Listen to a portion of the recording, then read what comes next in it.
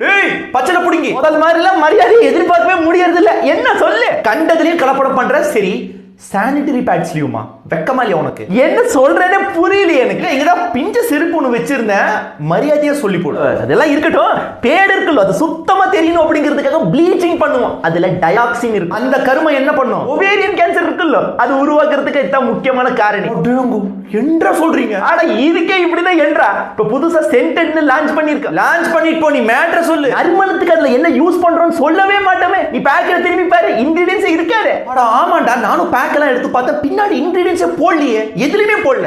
நாங்க ட்ரக்ஸ் கேட்டகரியில வரோம், அதனால உள்ள என்ன இருக்குன்னு சொல்ல தேவை கிடையாது. அத நாங்க சொல்லலையாப்பா.